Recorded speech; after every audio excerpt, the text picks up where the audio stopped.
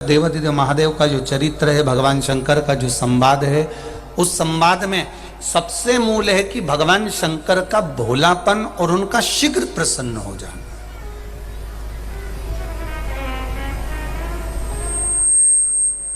एक उनका शीघ्र प्रसन्न हो जाना और एक उनका भोलापन।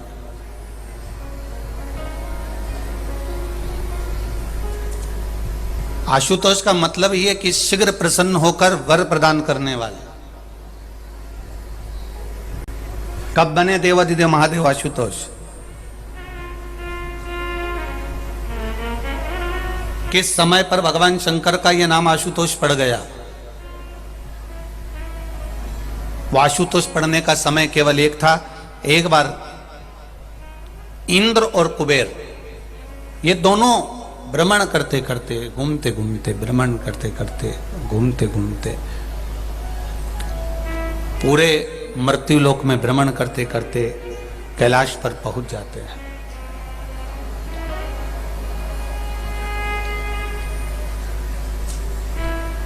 इंद्र को भी, इंद्र का यदि सिंहासन प्राप्त हुआ है तो मेरे देवाधिदेव महादेव के कारण प्राप्त हुआ है।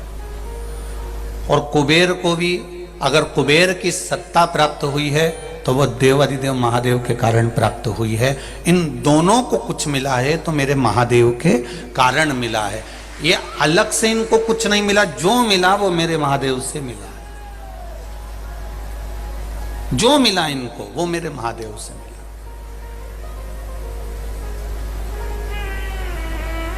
और जब मेरे देवाधिदेव महादेव दे देते हैं, देने के बाद उन्होंने कभी नहीं जताया कि मैंने तुमको दिया है। ठीक है, मत करिए कुछ भी। देने के बाद मेरा महादेव नहीं कहता कि मैंने तुमको दिया है, या मैंने तुम्हें यह प्रदान किया, या मैंने तुमको ये दे दिया।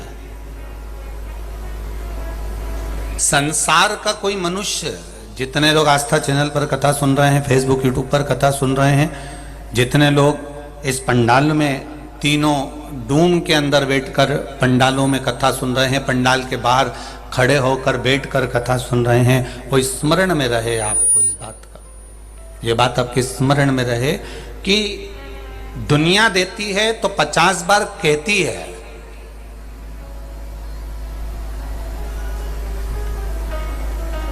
अगर दुनिया देती है तो 50 बार कहती है, पर मेरा महादेव जब देता है तो किसी से नहीं कहता, तुम कहते हो कि ये मेरे महादेव ने दिया।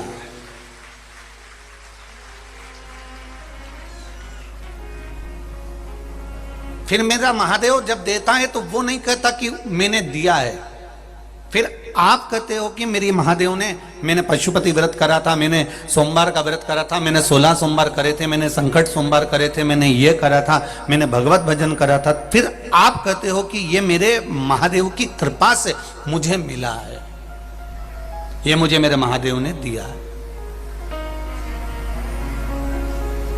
ये मुझे मेरे शंभू ने, ये मेरे शंकर ने मुझे प्रदान किया है।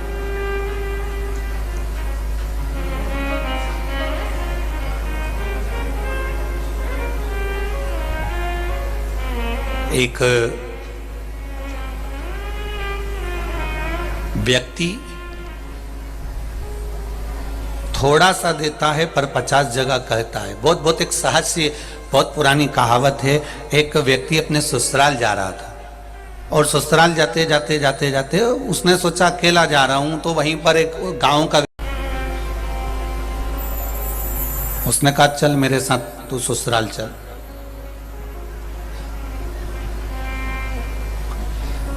अब दोस्त ने मना करा कि भाई मैं जाकर क्या करूंगा ससुराल तेरी, मैं तेरी ससुराल जाकर करूंगा क्या? नहीं नहीं, चल तू मेरे साथ ससुराल चल, मैं तुझे घुमा के लेकर आता हूं, अकेला जा रहा हूं, 1 से 2 भले। अब उसके मन में नहीं रहा गया तो उसने कहा चल अच्छा चल, पर चल तो दूंगा, पर मेरे पास में तो देख, मैं शर्ट तो अच्छी पहना हूं, पर जो कुर्ता तो अच्छा पहना हूं, पर जो पजामा है ना वो बहुत गंदा हो रहा है, क्योंकि मैं खेत पे से आया हूं। ये जो मेरा पेंट है, पजामा है, ये बहुत गंदा हो रहा है, इतना गंदा हो रहा है कि मैं इसको पहनकर तेरे ससुराल नहीं जा सकता। इतने में उस व्यक्ति ने गाड़ी में से अटैची खोली, बैग खोला और उसने अपना पजामा निकाल के उसको दे दिया कि ये पहन ले, ये अच्छा है, ले पहन, और उसने पहना दिया। अब दोनों ससुराल गए। अब जो जमाई था उसका आओ भगत चालू हुआ, सत्कार चालू हुआ, ससुराल में खूब आनंद हुआ। आनंद होते होते इतने में ससुर जी को प्रणाम करा। ससुर जी ने भी खूब गले लगाया, जमाई साहब, जमाई साहब, जमाई साहब कहते हुए आदर करा, सम्मान करा। जमाई साहब के साथ में जो साथ में आया था तो ससुर ने पूछ लिया, ये कौन है? मेरा दोस्त है, अकेला आ रहा था तो सोचा इसको ले चलूं, ये भी फालतू बैठा हुआ था। अब इसके मन में बड़ा बुरा लगा, बताओ मैं फालतू बैठा था? कोई बात नहीं, अब दोस्त तो है, कोई बात नहीं। फालतू बैठा था तो मैंने कहा चल, ले आया इसको।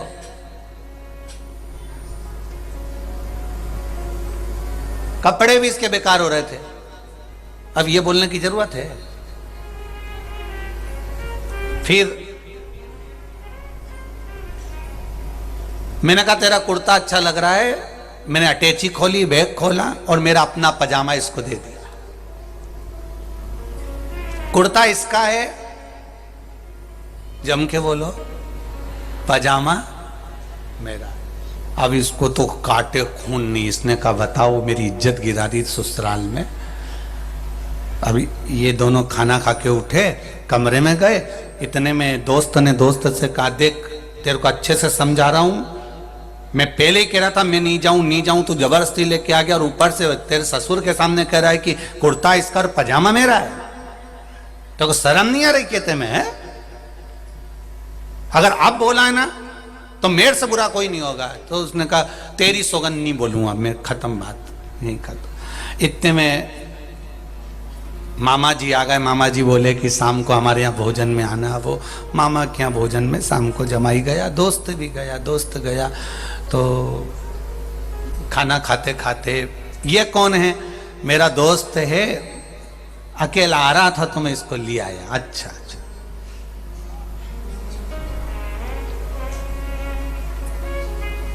कुर्ता इसी का ही है।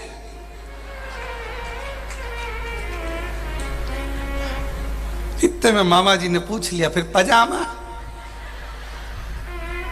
तो इसने कहा पजामा मेरा है। अब तो दोस्तों को और काटे खून नहीं बता। अब दोनों कमरे में आराम करे। इतने में इसने फिर कह दिया, तेरे को शर्म नहीं आती?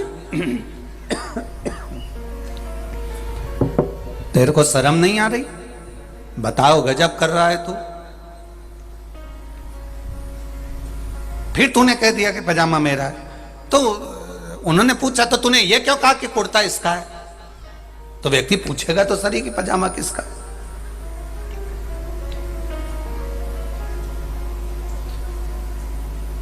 अब नहीं बोलूंगा। मौसी आ गई। मौसी ने कहा जमाई साहब आप हमारे यहाँ आना। जमाई ने कहा ठीक। अब दूसरे दिन सुबह मौसी के यहाँ गए और मौसी के यहाँ गए तो उन्होंने नाश्ता खिलाया। मौसी ने पूछ लिया ये कौन है?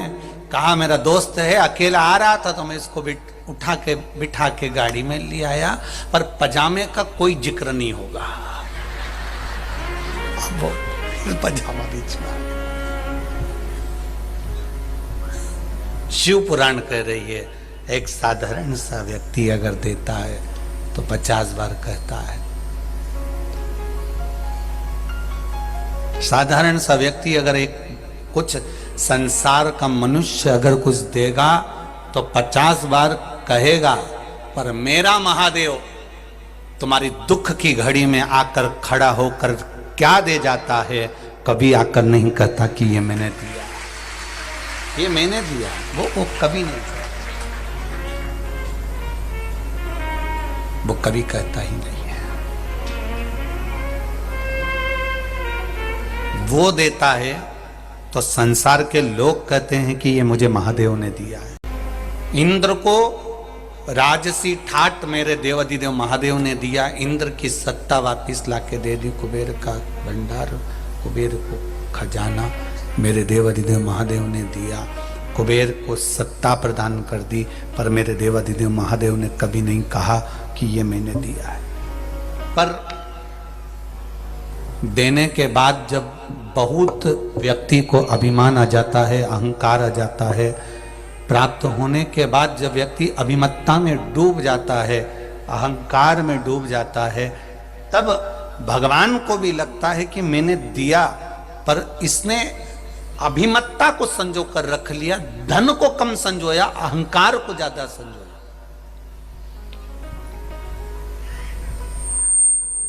इतना मैंने लगा रहा, 1 महीना, 2 महीना, 4 महीना, 6 महीना, 8 महीना, 1 साल, 2 साल, मैंने इतनी मेहनत करी, और फिर जाकर ये शिव महापुराण की कथा हुई, तो ये तुम्हारे अभिमान के शब्द हो जाएंगे। ये तुम्हें नहीं कहना कि तुमने इतना करा, तुम्हें ये कहना है मेरे महादेव ने ये शरीर अच्छा रखा इसलिए मेहनत कर ली, नहीं तो ये शरीर से कुछ नहीं बन पाता। ये तो उसको कराना था, उसने कराया है, ये उसकी कृपा से मिला है, उसकी करुणा से मिला है, उसकी दया से मिला है, उसके कृपा से हमको प्राप्त हुआ है, नहीं तो बड़ा मुश्किल था कि हम कुछ कर पाते। ये वो करा रहा है तो हो रहा है। अगर वो ना कराता तो ये ना हो, ये उसकी कृपा से हो रहा है। कुबेर सोचे कि ये मेरा वैभव है, मेरी सत्ता है, ये मेरा वैभव है, तो ये उसकी गलतफहमी है। और इंद्र और कुबेर दोनों घूमते घूमते घूमते घूमते दोनों जा रहे थे, कैलाश पर्वत पर पहुंचे, जहां पर देवाधिदेव महादेव, मेरा भोलेनाथ, मेरा त्रिकालदर्शी, मेरा कैलाशी, मेरा अविनाशी वहां विराजमान बैठे। तब साधना में लीन।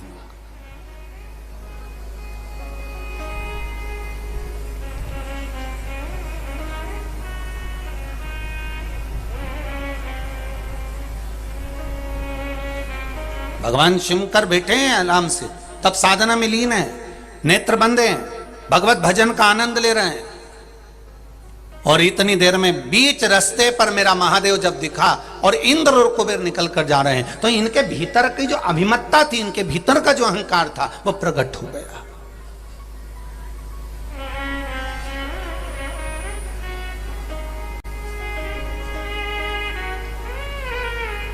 इनके भीतर का जो अभिमत्ता, इनके भीतर का जो अभिमान, इनके भीतर का जो अहम था, वो प्रकट हो गया।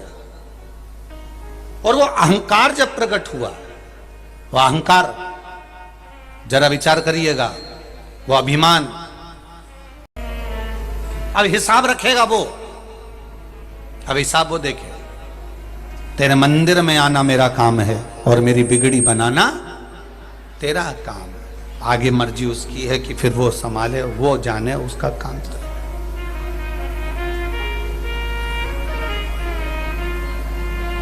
जैसी गलती आप भी करते हो और हम भी करते हैं। भगवान के मंदिर में पहुंचते हैं तो हम भी मांगने में जो गलती करते हैं, वो दुनिया का हर व्यक्ति गलती करता है। भगवान से मांगता है तो क्या मांगता है? गाड़ी दे दो, बंगला दे दो, ये दे दो, वो दे दो। शिव कथा कर रही है, भोलेनाथ के चरणों में जाना, शिव जी के चरणों में जाना, 1 लोटा जल चढ़ाना, 1 बेलपत्री चढ़ाना, 1 चावल का दाना चढ़ाना, या 1 फूल की पंखड़ी भी अगर आप भगवान शंकर को दे रहे हो, तो मांगने में केवल धन दौलत संपदा मत मांगना। बाबा से कहना, बाबा हर घड़ी, हर पल, हर क्षण बस आप मेरे साथ रहना और कुछ भी नहीं चाहिए, क्योंकि वो साथ रहेगा तो दुख आएगा ही। अगर वो हमारे साथ में है, वो हमारे साथ चल रहा है, वो हमारे साथ में चल रहे हैं, वो हमारी हर पल, हर घड़ी, हर क्षण यदि हमारे साथ है, तो फिर दुख नहीं आ सकता।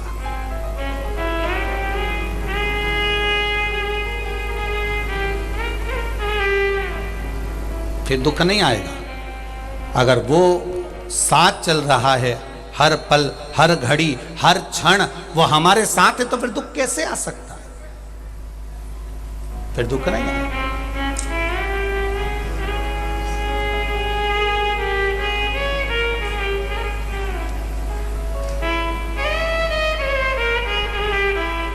फिर क्यों आएगा दुख महाराज?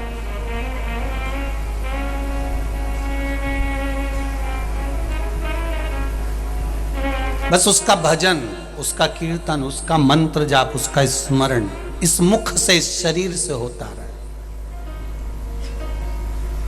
वो कहते हैं ना,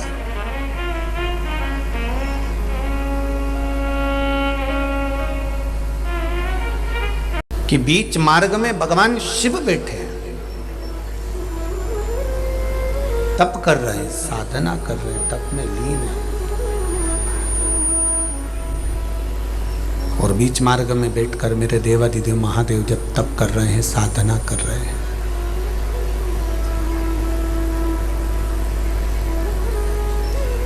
तब साधना में जब मेरे देवादिदेव महादेव लीन है, कुबेर जी ने इंद्र से कहा बीच में कोई बैठा है।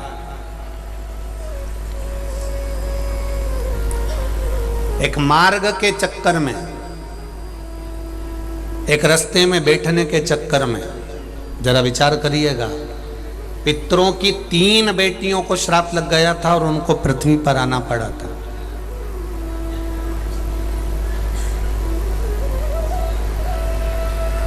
पितरों की 3 बेटियों को पृथ्वी पर आना पड़ा था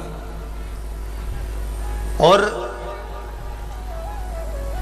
केवल एक बीच मार्ग में बैठे हुए सनकादि ऋषियों पर चरण लगा, केवल वस्त्र लगा था पितरों की बेटियों का, और उनको पृथ्वी पर आना पड़ा था, उनको पृथ्वी पर पहुंचना पड़ा था। और एक चलते रास्ते में देवादिदेव महादेव बीच में बैठे थे और इंद्र और कुबेर ने देख लिया और उनको बीच में से हटाना चाहा, तो इनको दोष लग गया।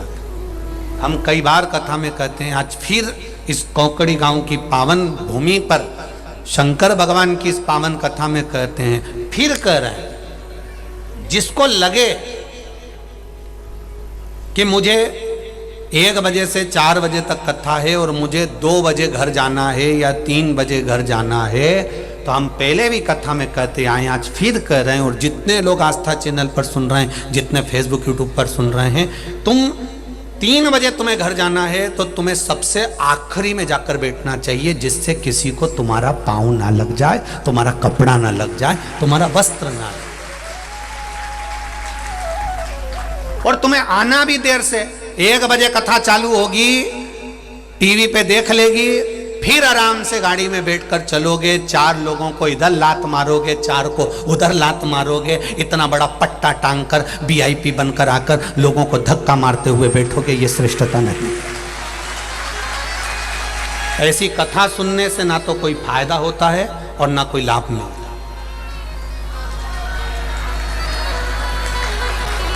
ध्यान रखें इस बात का, बिल्कुल। कितनी सुंदर बात कही है। पितरों की 3 बेटियों का केवल वस्त्र लगा था, केवल वस्त्र।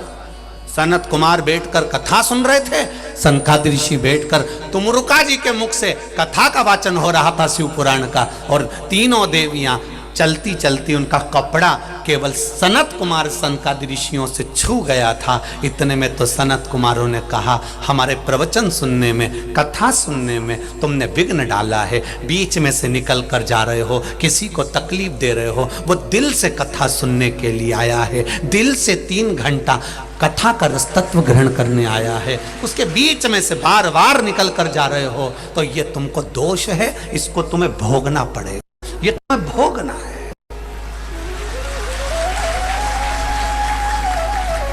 ये केवल तुम्हें भोगना है।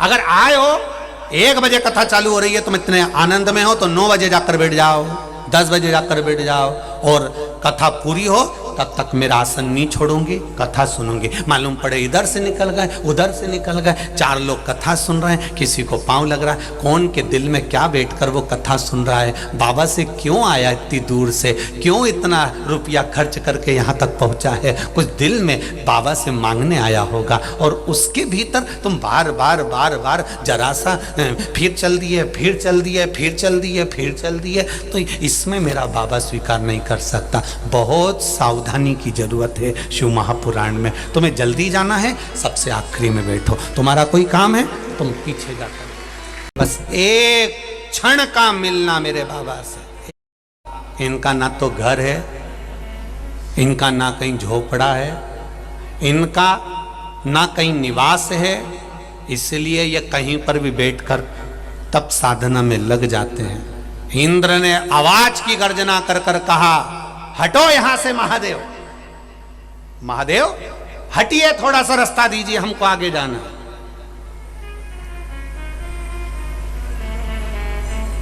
हटो यहां से।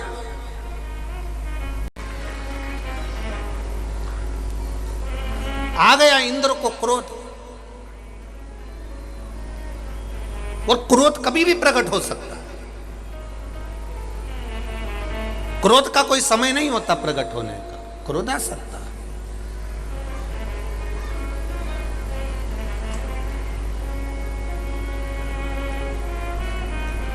आया क्रोध, और ऐसा क्रोध प्रकट हुआ, ऐसा क्रोध प्रकट हुआ,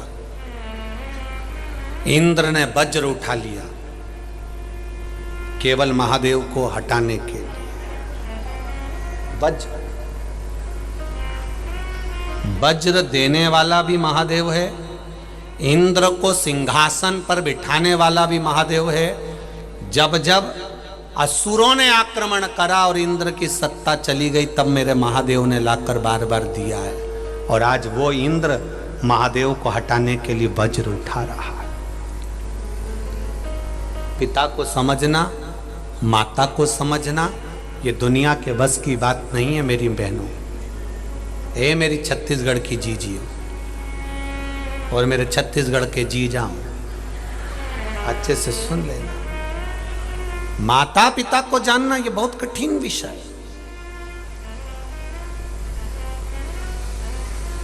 माता पिता को पहचानना बहुत कठिन विषय है। ने शब्द कहा, मेरी माताओं के मुख पर भी वो शब्द होना चाहिए, नवयुवक बेटे और बेटियों के मुख पर भी वो शब्द होना चाहिए। जब लोग कहें कि मंदिर जाकर क्या मिलता है, क्यों जाते हो, भगवान तो मिलता ही नहीं है, भगवान तो प्रकट होता ही नहीं है, भगवान तो सुनता ही नहीं है, उस समय पर तुम्हारा शब्द होना चाहिए जो गांधारी ने कहा। क्यों जाते हो?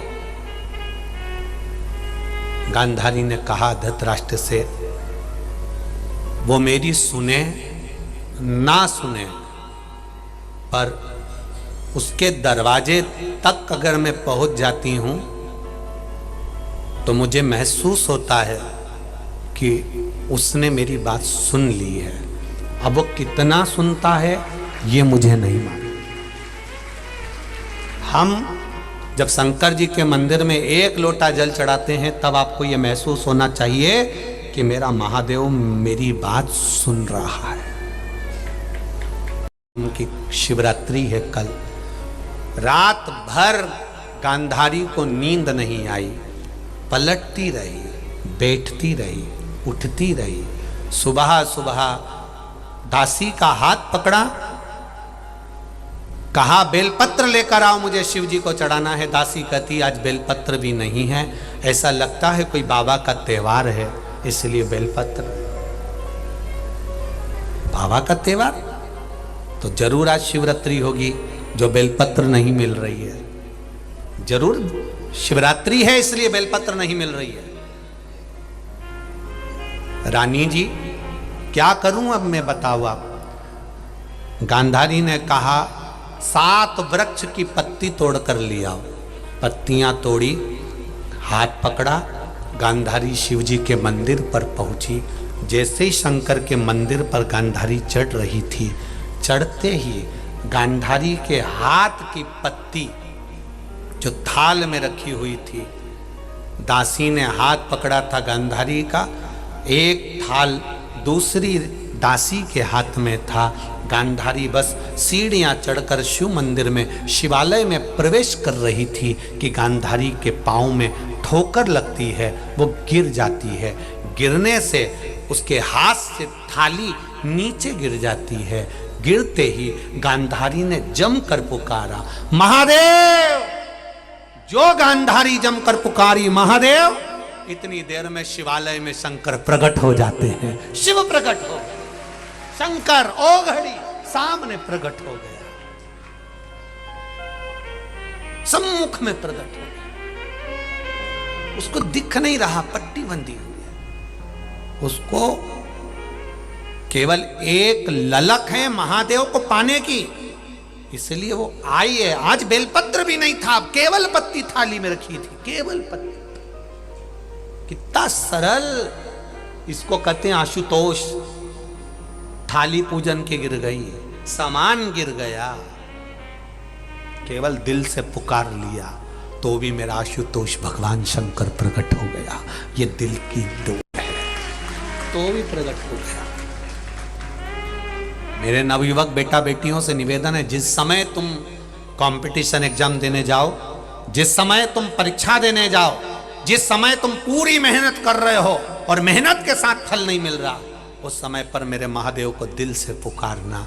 आज मैं एग्जाम देने जा रहा हूँ, मुझे विश्वास है एक लोटा जल मेरे बाबा को चढ़ाया है, मेरा बाबा मेरे साथ चल रहा है, परीक्षा भी वही देगा और पास भी वही कराएगा।